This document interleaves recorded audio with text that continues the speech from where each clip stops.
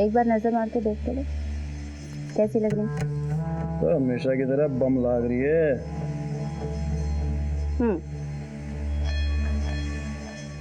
बिना देखे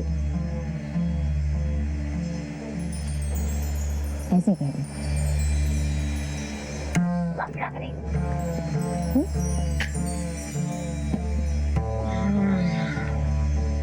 क्या बात है, आज बड़ा मूड में लाग रही है। कुछ चाहिए क्या तुझे?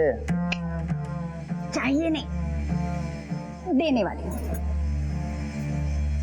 बिल्कुल थारे जैसा लौंडा बाप बनने वाला है। सच? मुझ तुम्हारे प्यार की निशानी मेरे पेट में पड़ गई।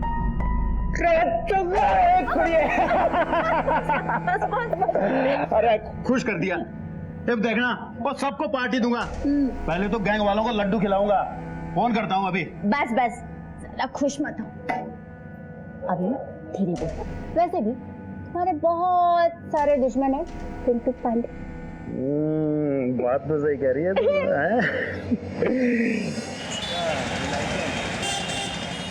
दिन ब दिन जवान होती जा रही है।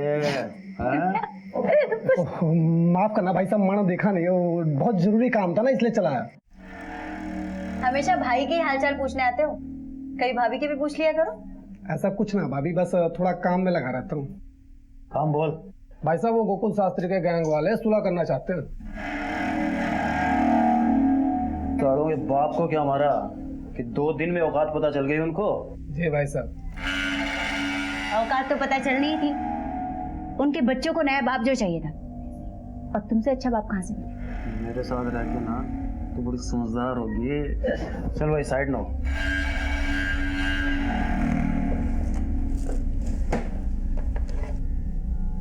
अरे प्रीतो, हाँ। ये रख, और मैं बच्चों का नामकरण करके आता हूँ। ठीक है? जल्दी आना, राजमा चावल बना रही। बबन तू भी आ जाना। तो ठीक है, चल भाई।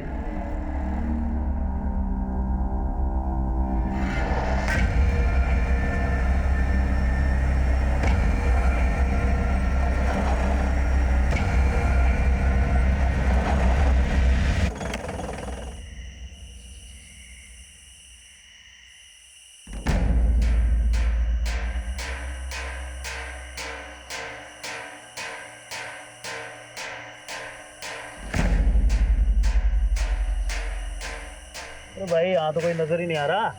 हाँ भाई साहब। कहाँ है तेरे गोकुल शास्त्री के आदमी? फोन लगा थाना को।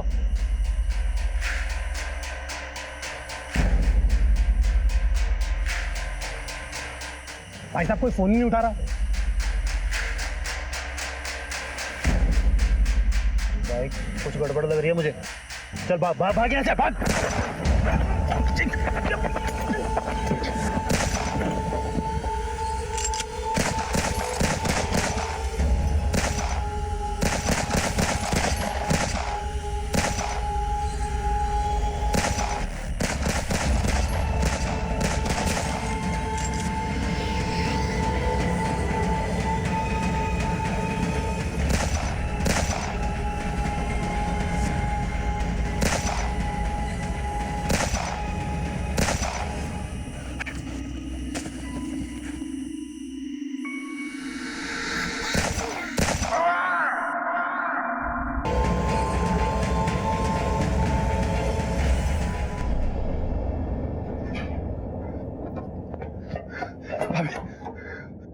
पुलिस ने पिंटू भाई को गोली मार दी। मैं बहुत मुश्किल से अपनी जान बचा के निकला हूं। किसी कमीने ने मुखबरी कर दी साहब। भाभी अभी हमें यहाँ से निकलना पड़ेगा। गोकुल के गैंग वाले हमें हर जगह ढूंढ रहे हैं और पुलिस भी कभी भी यहाँ पहुंचती होगी।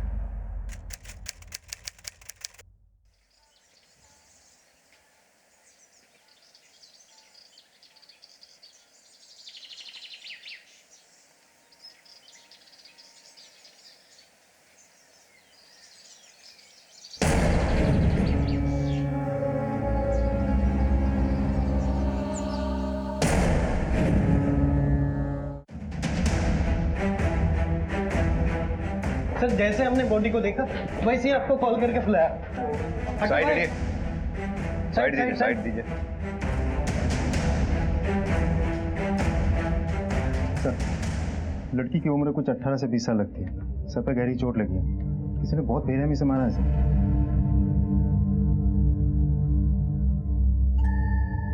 मुझे एरिया सील करवा पड़ेगा। सर, ये लड़की यहीं रहती थी? जी सर, शर्मा जी की बेटी नंदनी है, फ्लैट नंबर 204 में रहती है। अच्छा, तुमने जब डेड बॉडी को लिफ्ट में देखा तो लिफ्ट में कोई और भी था या किसी को आते जाते देखा हो? नहीं सर। विजय, या तो इस लड़की के ऊपर हमला इस लिफ्ट में ही हुआ है या फिर ये हमलावर से बचने के लिए लिफ्ट की तरफ भागी है। विजय, बॉडी को पोस्टमार्टम के लिए भिजवा दो। सपन सर। लड़की की फैमिली की डिटेल्स लेके उसकी फैमिली को इन्फॉर्म कर दो। Okay sir. आओ विजय। सर।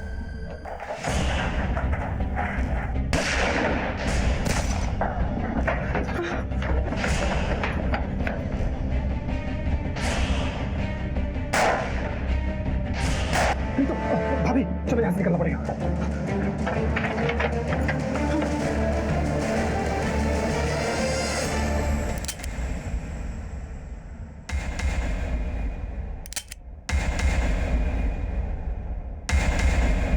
देख, अगर तूने हमें मार दिया ना तो तुझे कुछ नहीं मिलेगा, लेकिन अगर तुमने हमें जिंदा छोड़ दिया तो तुम्हें बहुत कुछ मिल सकता है।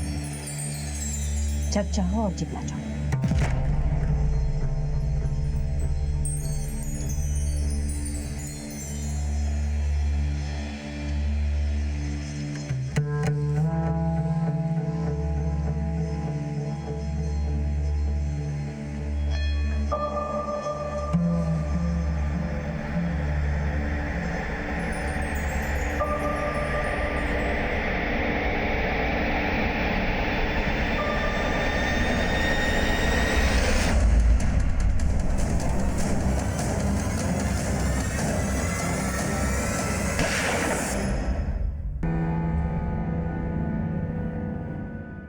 क्या हुआ ऐसे क्यों बोल रही? जान है तो जान।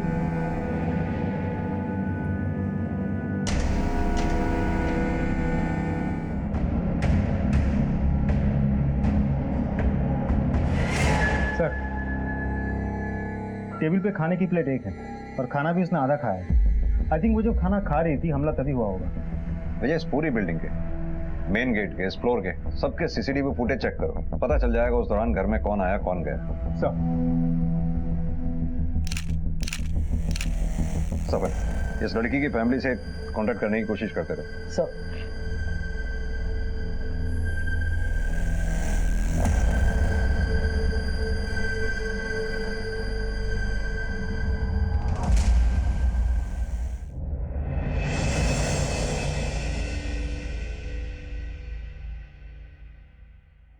थैंक यू भाई।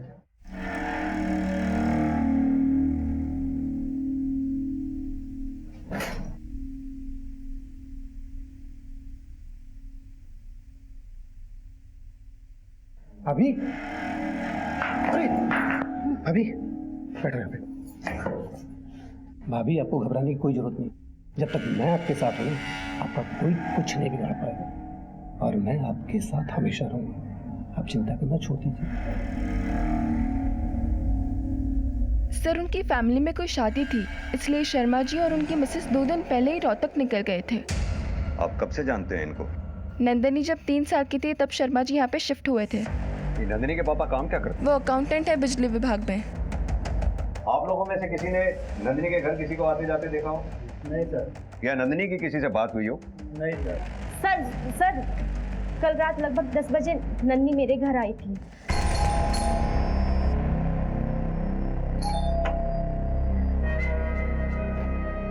अरे नंदिनी, सॉरी दीदी, इतनी रात को आपको डिस्टर्ब किया।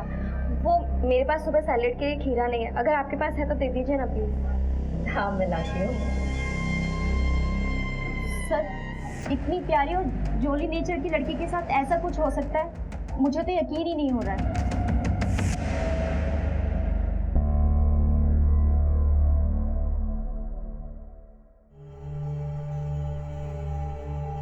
तुम्हें बहुत भूख लगी ना, ये लो।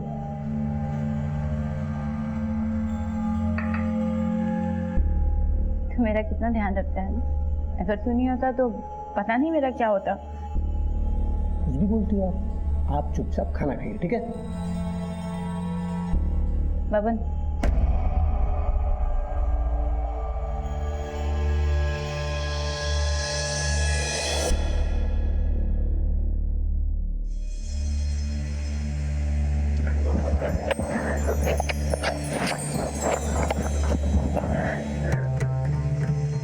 अब मैं तेरी भाभी नहीं हूं, और मैं अच्छे से जानती हूँ तो हमेशा से मुझे पसंद करता है।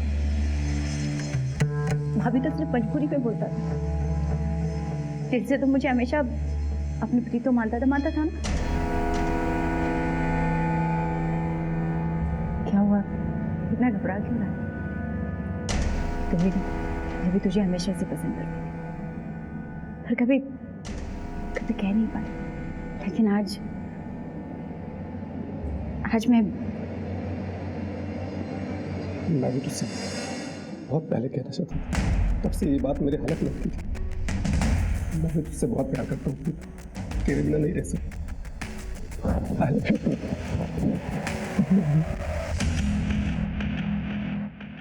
सर, नंदिनी के घर के फुटेज ये देखिए सर।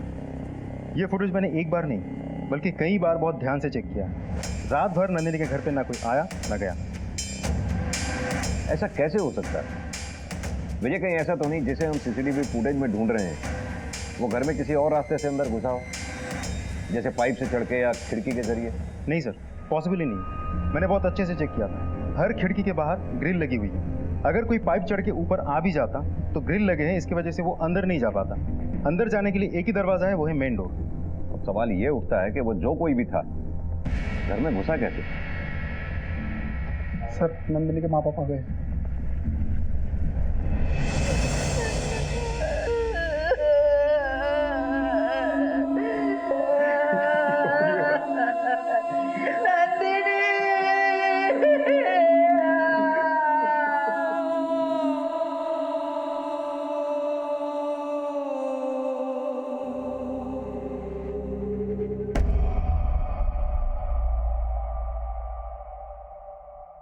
आप लोगों की किसी से कोई दुश्मनी या झगड़ा या नंदिनी का? सीधे साधे लोग हैं हम सर। हम किसी से क्या बैर लेंगे और किसी को हमसे क्या दुश्मनी रखी? देखिए, ऐसा भी तो हो सकता है कि नंदिनी जहाँ काम करती थी वहाँ किसी के साथ कोई झगड़ा हुआ हो। नहीं सर, ऐसा कुछ नहीं था। अभी 6 महीने पहले ही उसकी नौकरी लगी थी। पापा मिठाई खाओ। क्या होता है? अरे खाओ तो। मम्मा आप भी खाओ। आज से हमारी सारी प्रॉब्लम्स दूर हो जाएगी क्योंकि मुझे नौकरी मिल गई है। क्या बात और वो भी पता है 2-4 हजार रुपए की नहीं, पूरे 50,000 रुपए की। आपकी बेटी काम कहाँ करती थी? आप लोग जा सकते हैं।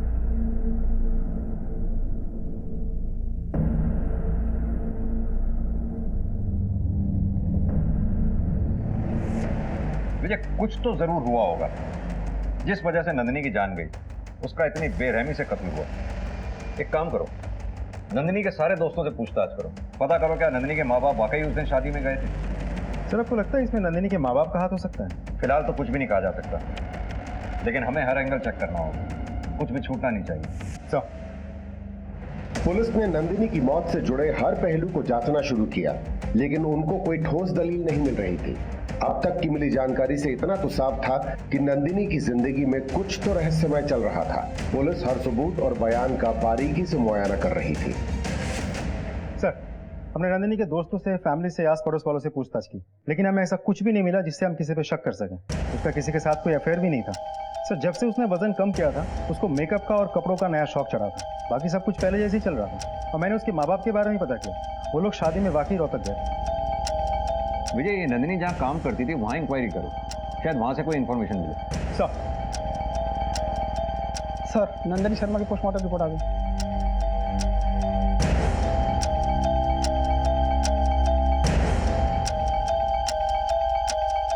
ये कैसे हो?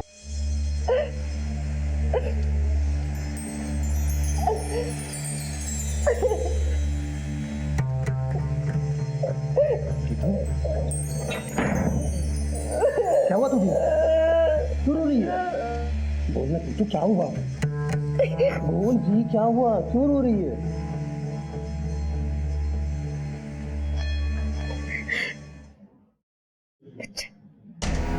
अच्छा तेरा बच्चा पड़ रहा है मेरे पेट में। क्या वो दिखाऊंगी मैं दुनिया को? किसी और की विधवा और किसी और का बच्चा पेट में लिए घूम रही हूँ। एक दिन तू भी मुझे छोड़ के चला जाएगा, ये सोच कर डर लगता है। देख मेरी बात सुन, मेरे को भरोसा, मैं तुझे और अपने बच्चे को छोड़ के कहीं नहीं जाऊंगा। मैं हमेशा तेरे साथ रहूंगा, मैं हमेशा तेरे साथ रहूंगा।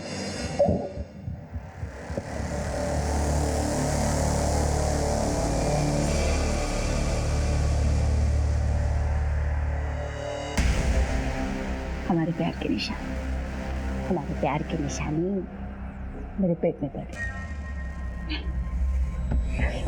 तो मेरी प्रीतो, क्या डॉक्टर कोई ऐसा क्यों करेगा? और नंदिनी ऐसा क्यों करेगी? अपने आप को ऐसे घाव कोई क्यों देगा जिससे उसकी मौत हो जाए? ये देखिए सर, नंदिनी के सर पे जो चोट है और दीवार पर जो खून के धब्बों के निशान हमें मिले हैं वो दोनों आपस में मैच करते हैं। सर बात यह है कि जो इंजरीज हैं वो मेनली फोरहेड पे हैं, जो तभी होता है जब इंसान अपना सर खुद दीवार पर मारता है, और अगर कोई अटैकर होता तो इंजरीज स्कल पर भी होते। यानी कि नंदिनी ने अपना सिर खुद दीवार से पटका। हमारी इंक्वायरी में जहाँ तक हमें पता चला है, नंदिनी ऐसी लड़की नहीं थी कि वो आत्महत्या कर ले, और ना ही उसे कोई दिमागी बीमारी थी। बिल्कुल कर सकता है सर, इन मेडिकल ड्रग्स की वजह से। जिस मात्रा में ये नंदिनी के शरीर में पाई गई हैं, उस हालत में इंसान कुछ भी कर सकता है। सर नंदिनी के माँ बाप ने हमें नंदिनी का जो विजिटिंग कार्ड दिया था वो तो फेक है, उस नाम की कोई कंपनी है ही नहीं, और उस एड्रेस पे जो बिल्डिंग का नाम लिखा था वो तो खंडर बन चुकी है। और नंदिनी ऐसा कर क्यों रही थी? अपने माँ बाप से झूठ क्यों बोल रही थी? उसका तो कोई अफेयर भी नहीं था जिसे छुपाने के लिए वो ऐसा करे। क्या नंदिनी दोहरी जिंदगी जी रही थी? विजय काम करो, इस नंदिनी की सारी इंफॉर्मेशन निकालो, कहाँ जाती थी, किससे मिलती थी, अकाउंट डिटेल्स वगैरह वगैरह। मुझे लगता है कहीं कुछ ऐसा है जो अभी तक हमारे सामने नहीं आया। नंदिनी को कोई नशे की लत नहीं थी सर, आप उसे बदनाम कर रहे हो। देखिए हम उसे बदनाम नहीं कर रहे, ये नंदिनी की पोस्टमार्टम रिपोर्ट है जिससे साफ साफ जाहिर होता है कि नंदिनी के शरीर में भारी मात्रा में ड्रग्स मिले। देखिए बच्चे जब बड़े हो जाते हैं बहुत सी बातें अपने माँ बाप से छुपाने लगते हैं। हो सकता है नंदिनी ने ये नशे की बात भी आप लोगों से छुपाई हो जिसकी वजह से उसकी जान गई। अब हमें पता ये करना है कि नंदिनी को ये मेडिकल ड्रग्स कहाँ से मिले जिनकी उसे लत लगी थी। और तो और नंदिनी के ऑफिस का जो आपने विजिटिंग कार्ड हमें दिया था उसका एड्रेस भी फेक है, ना तो उस नाम की कोई कंपनी और ना ही कोई बिल्डिंग। आपको जरूर कुछ गलतफहमी हुई है, वो भला ऐसा क्यों करेगी? नंदिनी का किसी बीमारी का इलाज चल रहा था इन दिनों? नहीं सर, इलाज तो नहीं, पर हाँ वजन घटाने के लिए उसने स्लिमिंग क्लिनिक ज्वाइन किया था।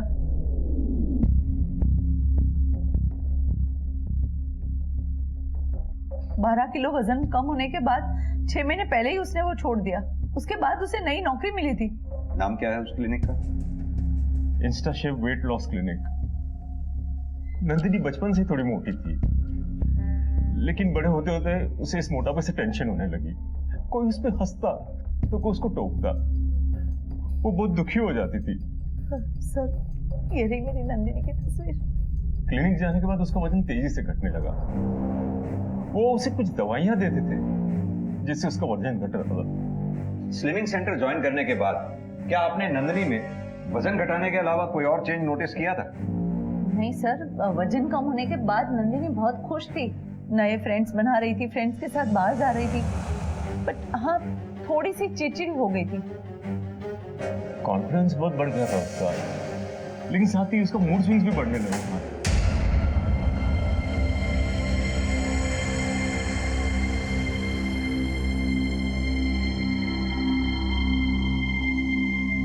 नंदिनी क्या बात है बेटा, चुपचाप बैठो अकेले यहाँ? कोई परेशानी हो तो अपने पापा को बताओ। नंदिनी मेरे चुप बैठने का मतलब ये बिल्कुल नहीं है कि मैं परेशान हूँ। अरे 2 मिनट शांति से बैठने दो ना मुझे कोई।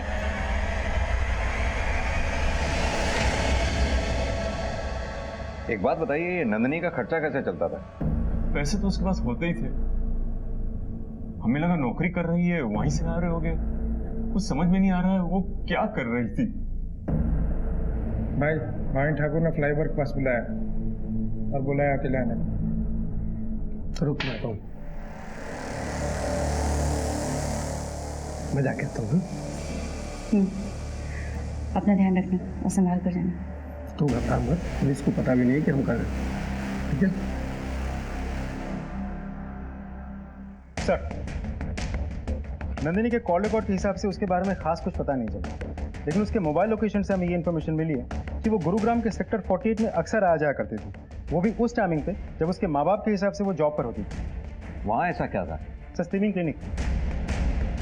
कोर्स पूरा होने के बाद नंदी शर्मा इस एरिया में क्यों जाया करती थी? इस स्विमिंग क्लिनिक का क्या राज है? सर, इस क्लिनिक के बारे में खास कुछ तो पता नहीं चला, लेकिन इतना पता चला है कि ये कंपनी 5 साल पुरानी है और दिल्ली एनसीआर में कुल मिला के 12 ब्रांचेस हैं और सारे के सारे ब्रांचेस बहुत अच्छा बिजनेस कर रही है। और हाँ सर, नंदिनी शर्मा के फाइनेंशियल डिटेल्स। सर, इसके हिसाब से नंदिनी की कोई फिक्स सैलरी नहीं थी, लेकिन फिर भी हर महीने 40 से 60 हज़ार रुपये कैश उसके अकाउंट में डिपॉजिट हो जाते थे। विजय, होना हो इस नंदिनी शर्मा का कोई ना कोई राज इस स्विमिंग क्लिनिक से जुड़ा हो सकता है।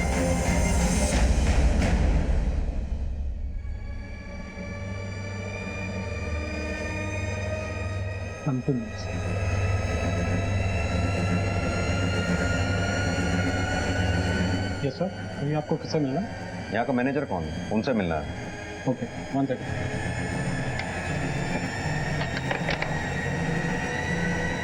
तुम यहीं रुको।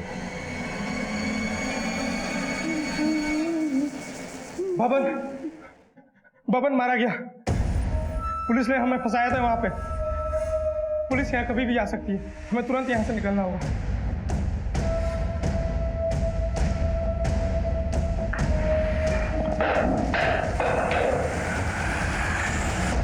क्या दिक्कत है तेरी? क्या चाहता है तू? क्यों मुझे चैन से नहीं जीने देता? जब भी खुश होती हूँ, जब भी कुछ अच्छा होता है, सब खत्म कर देता है। मुझे जीने का हक नहीं है क्या? क्यों मुझे चैन से नहीं जीने देता?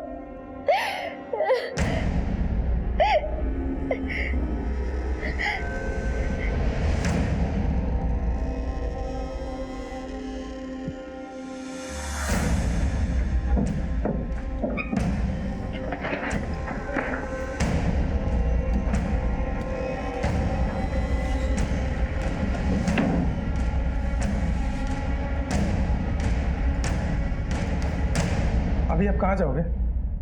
पता नहीं, लेकिन पुलिस के हाथ नहीं आऊंगी। खुद को इतना मजबूत, इतना ताकतवर बनाऊंगी कि पुलिस मेरे आगे पीछे घूमे और कभी टकराए भी ना तो मैडम कह के बुलाए।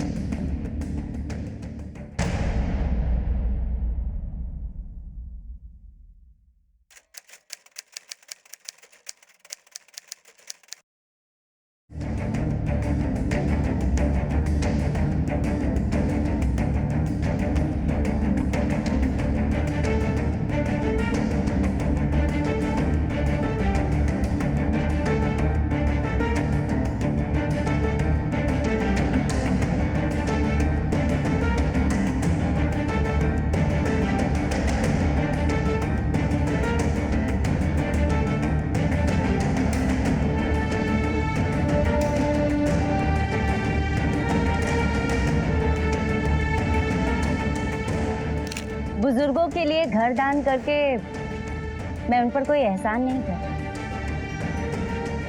बल्कि मालिक ने मुझे जो दिया है वही मैं दूसरों को दे रही हूँ। ये वृद्धाश्रम मैंने अपनी माँ की याद में बनवाया। उनके आदर्श और वसूलों का मैं पालन करती और आगे भी करती रहूँ।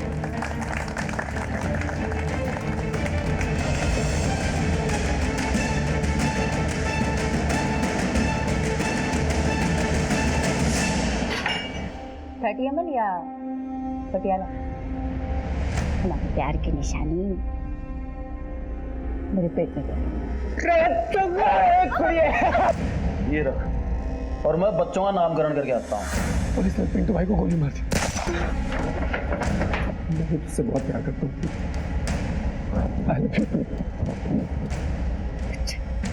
मेरा बच्चा पड़ रहा है मेरे पेट में। बबन मारा गया, पुलिस ने हमें फंसाया था वहाँ पे। पुलिस यहाँ कभी भी आ सकती है। पुलिस के हाथ नहीं आगे, खुद को इतना मजबूत, इतना ताकतवर बनाऊंगी कि पुलिस मेरे आगे पीछे को। कल तक पुलिस से मुंह छुपाए फिर रही प्रीत आज इस मकाम तक कैसे पहुंची? उसका कद इतना बुलंद कैसे हो गया? नंदिनी की मौत की तफ्तीश कर रही पुलिस टीम ने अब एक नया पैंतरा आजमाया। अब इंतजार था किसी ठोस सबूत के हाथ लगने का। Hello sir, my self Priyanka Nath, how may I help you? हमें नंदिनी शर्मा के बारे में आपसे कुछ बात करनी थी। 6 महीने पहले पेशेंट थी वो आपकी। Please have a seat. जब नंदिनी के बारे में सुना तो बहुत बुरा लगा। मेरा तो दिल ही बैठ गया था जब मुझे पता चला। हमने तो उसके घर पे कंडोलेंस हैम्पर भी भेजा था। एक बात बताइए, वजन घटाने के लिए आप अपने पेशेंट्स को लाइसेंस पिल्स देते हैं? पिल्स? नहीं तो, हम तो उन्हें मल्टीविटामिन देते हैं। बल्कि ये पिल्स के तरीके तो हम उन्हें सजेस्ट भी नहीं करते, क्योंकि जितनी जल्दी इससे वेट लॉस होता है उतनी ही जल्दी वापस बढ़ता भी है। हम एकदम साइंटिफिक तरीके से ट्रीटमेंट करते हैं। आइए मैं आपको दिखाता हूँ।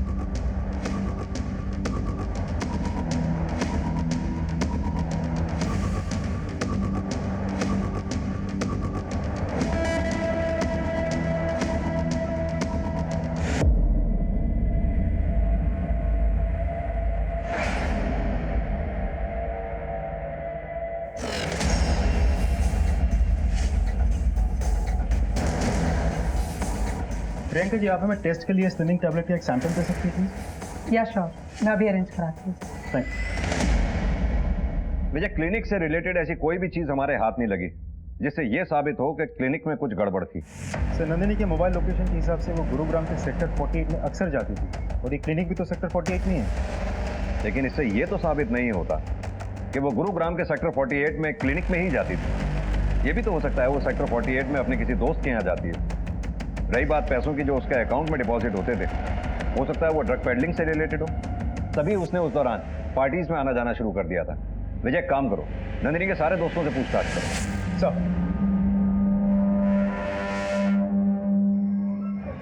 हो जाएगा सर जी, हो जाएगा, बिल्कुल हो जाएगा, आप बोलिए तब। चलो खाना खा लो बच्चा। नहीं। थोड़ा मोबाइल, खाना खा लो। नहीं जाऊंगा। दिव्या, क्या बदतमीजी है ये? हाँ, दोबारा किसी लड़की या आंटी से ऐसे बात की ना तो खाल खींच लूंगी। सॉरी बोलो आंटी को। सॉरी। जाओ खाना खाने, जाओ।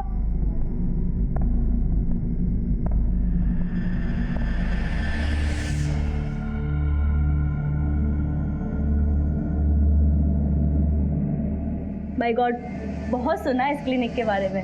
मेरा वजन भी कम हो जाएगा ना? पता है, लोग मुझे फैटी, मोटी, पता नहीं क्या क्या बोल के चढ़ाते हैं। अगर ऐसे ही चलता रहा तो कैसे मेरी शादी होगी? कैसे नहीं होगी तुम्हारी शादी?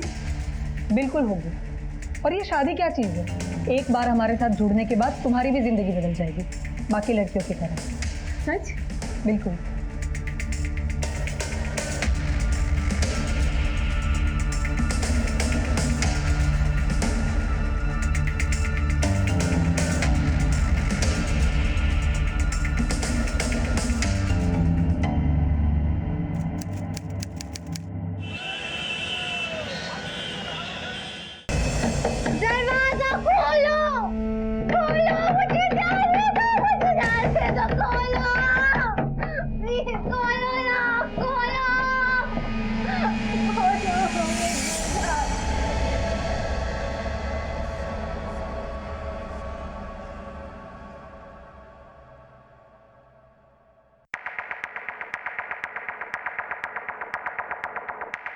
कुछ मिला?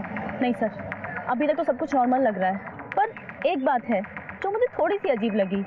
वो प्रियंका किसी लड़की से दवाइयाँ खाने की बात कर रही थी और किसी छोटी पंजाबन से मैडम मैडम बोल के पुलिस के आने की बात भी कर रही थी। मैंने पुलिस को समझाकर वापस भेज दिया है। मैडम, छोटी पंजाबन हमारे लिए सिर्फ एक नाम नहीं है, हमारे लिए आइडल है, और हम आपके नाम पर कोई आंच नहीं आने देंगे। जी। ओह, आई एम सॉरी। सब ठीक? ठीक। तुम इस पे नजर बना रखो। जी सर। सर,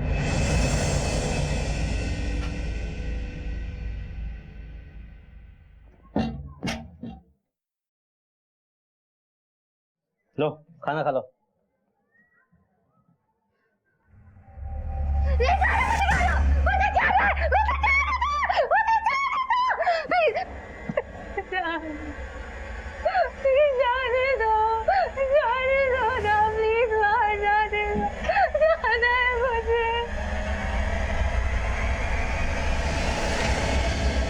प्राची ने जिस छोटी पंजाबन का नाम लिया था वो एक बिजनेस वूमन है, इधर उधर समाज सेवा का काम करते रहती है, लेकिन उसके खिलाफ खास कुछ पता नहीं चला।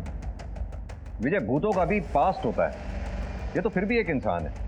इस छोटी पंजाबन का कोई तो बैकग्राउंड होगा। सर, इस छोटी पंजाबन के बारे में सिर्फ इतना पता चला है कि कुछ साल पहले रोहतक पुलिस इसे ढूंढ रही थी। कुछ पेंडिंग केसेस थे इसके खिलाफ, लेकिन कभी ढूंढ नहीं पाए। सर, ये भी पता चला है कि ये case inspector Alok Sharma investigate कर रहे थे, लेकिन ये माना जाता है कि दबाव की वजह से ये केस वो सॉल्व नहीं कर पाए। ये इंस्पेक्टर आलोक शर्मा से कांटेक्ट करो। सर। क्या छोटी गैंगस्टर थी? हाँ, शुरू से ही सस्पेक्ट थी, लेकिन उसके खिलाफ कभी कोई सबूत नहीं मिला। और जब तक ये केस आगे बढ़ता वो कहीं अंडरग्राउंड थे। उसे काफी टाइम के बाद मैंने एक बार न्यूज़पेपर में उसकी फोटो देखी, अच्छा खासा नाम बड़ा करके वो सामने आई। मैंने उस वक्त भी उसकी फाइल रीओपन करने की कोशिश की, लेकिन कोई फायदा नहीं। बड़ा कद हो गया उसका, ऊपर के लोगों की पहचान है उसकी। तब तो इस छोटी पे हाथ डालना और भी मुश्किल होगा। उसके खिलाफ कहीं कुछ सबूत नहीं। जहां तक मैं समझता हूं कि अगर वो स्लिमिंग क्लिनिक में इन्वॉल्व है तो कुछ ना कुछ गोरख धंधा जरूर चल रहा है, लेकिन फिर भी उस तक पहुंचने के लिए हमें सबूत तो चाहिए। अगर छोटी ने अपना नाम और पहचान इलीगल तरीके से बदली है तो ये भी एक क्राइम है, और ये बात अगर हम साबित कर पाए तो उस तक पहुंचा जा सकता है। एक इंसान है जो हमारी मदद कर सकता है, आप उसे लेके जाइए, सब सच सामने आ जाएगा।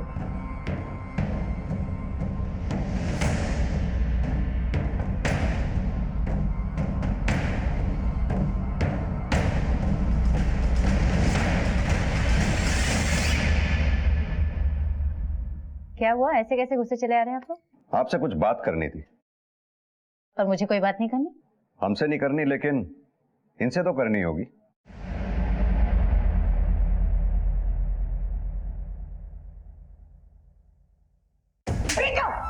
ये क्या तमाशा कर रही है? मेरी शादी किसी रईस बड़े आदमी से होगी।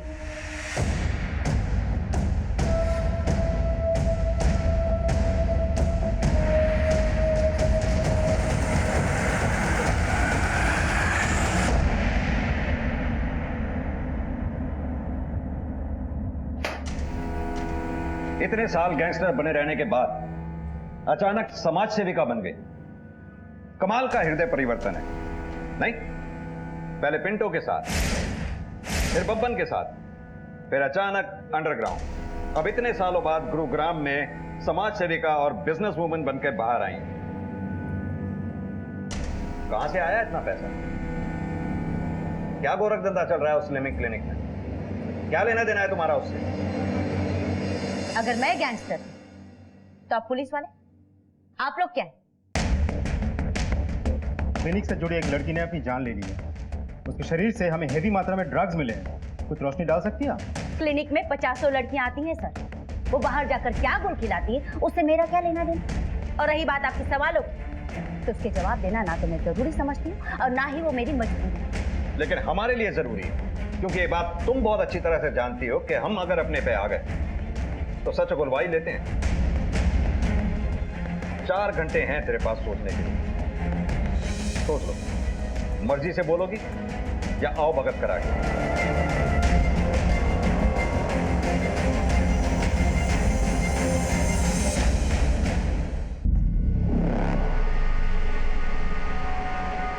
ये क्या कर रही हो तुम यहाँ? कुछ नहीं मैम, वो किसे पूछकर तुम मेरे कैबिन में आई? और ये लैपटॉप में क्या कर रही थी तुम? और वो क्या छुपा रही हो? यहाँ दो।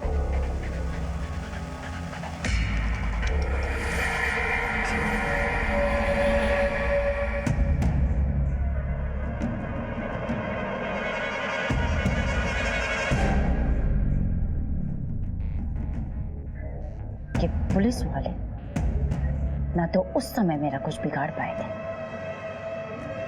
ना अब बिगाड़ पाएंगे।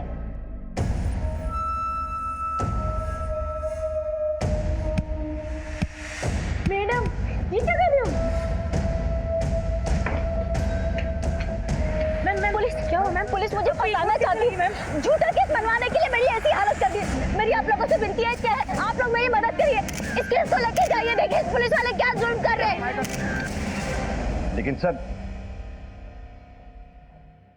जी सर, कमिश्नर साहब का फोन था। ये मामला नेशनल मीडिया ने उछाल दिया। ये छोटी पंजाबन बहुत चालू चीज निकली, गेम खेल गई हमारे साथ। अब इसे छोड़ने के अलावा हमारे पास कोई चारा भी नहीं है। सर बाहर पूरी मीडिया जमा है, वो लोग इस केस को ऐसे दिखा रहे हैं जैसे कि गलती हमारी हो, और प्राची को भी क्लिनिक से निकाल दिया गया है। सर कुछ समझ में नहीं आ रहा है, हम करें तो क्या करें? किसी के खिलाफ हमारे हाथ कोई सबूत नहीं है। अब नंदिनी की मौत का राज खुलेगा कैसे? मैडम मैंने ही आपको फोन किया था। मेरी बेटी लापता थी, मैंने उसकी मिसिंग कंप्लेंट भी लिखवाई थी, लेकिन जब से मेरी बेटी वापस आई है अजीब सी हो गई है। वो हमेशा ड्रग्स के लिए परेशान रहती है। मैंने बहुत कोशिश की उसकी ड्रग्स की लत छुड़ाने की, लेकिन कोई फायदा नहीं हुआ। मेडिकल रिपोर्ट से पता चला है कि तुम्हारे ब्लड में कुछ ड्रग्स के ट्रेसेस पाए गए हैं, और तुम्हारे पापा का कहना है कि तुम्हारी ड्रग्स की लत छुड़वाने के लिए उन्होंने तुम्हें कमरे में बंद करके रखा था। क्या ये सच है? ये ड्रग्स की लत तुम्हें कैसे लगी? कौन देता था तुम्हें ये ड्रग्स?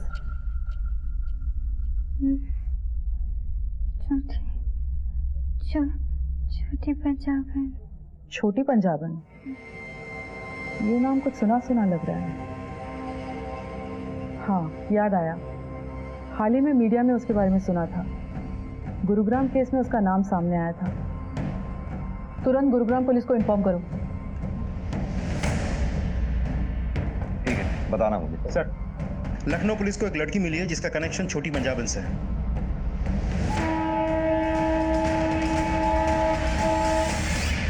कुछ साल पहले मैं अपने बॉयफ्रेंड के साथ भाग गई थी, क्योंकि मुझे पता था पापा नहीं मानेंगे। उन्हें वो बिल्कुल पसंद नहीं था, और पापा सही भी थे मैम। वो मुझे भगा कर ले गया और मुझे छोटी पंजाबन को बेच दिया उसने मुझे एक कमरे में बंद करके रखा और मुझसे जबरदस्ती धंधा कराने लगी। क्या हुआ? अरे पगली, तुझे मालूम नहीं, इस धंधे में ना पैसा ही पैसा है।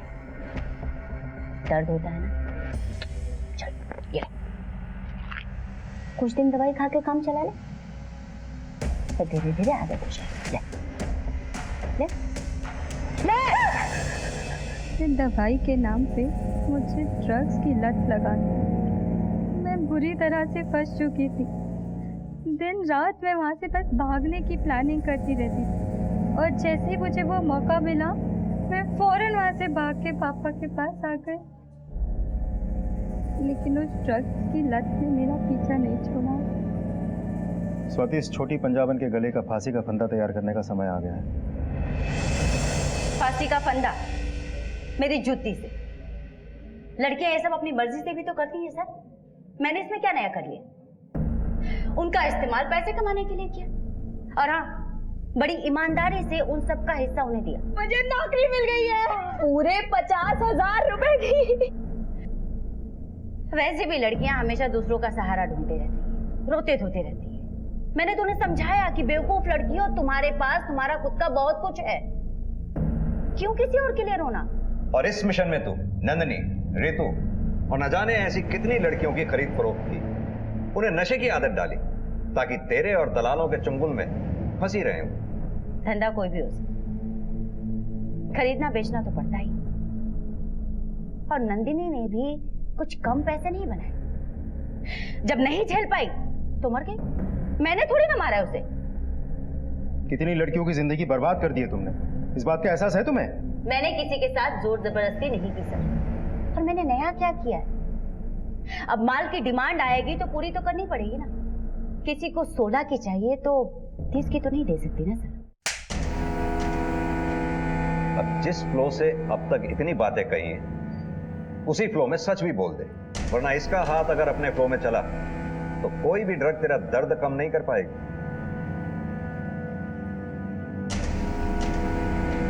पिंटू की डायरी से मुझे बहुत से बड़े बड़े नेताओं और बिजनेसमैन के बहुत सारे छिपे हुए राज हैं। मैंने उन्हें धमका कर अपने लिए एक नया नाम और पैसा इकट्ठा किया। जगह जगह पर मेरी क्लिनिक चलती है सर। बहुत सी लड़कियां आती जाती हैं। उनमें से मुझे जो पसंद आती थी लगता था कि अच्छी है, अच्छे पैसे मिलेंगे। उन्हें लालच देकर मैं अपने धंधे में ले लेती थी। और यकीन मानिए सर, उसके लिए मुझे बहुत ज्यादा मेहनत नहीं करनी पड़ती थी। बहुत सी तो ऐसे ही रोते धोते आ जाती थी खुद ही। अच्छा हुआ तूने खुद सच बोल दिया। अब तेरे उन्हीं आकाओं को तेरे साथ यही सलाखों के पीछे बंद करेंगे।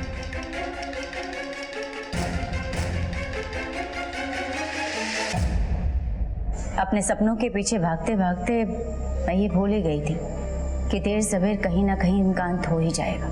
कुछ पाने के लिए कुछ खोना पड़ता है, इसका मुझे विश्वास था। लेकिन आज ये एहसास हुआ कि कुछ पाने के लिए मैंने अपना सब कुछ खो दिया।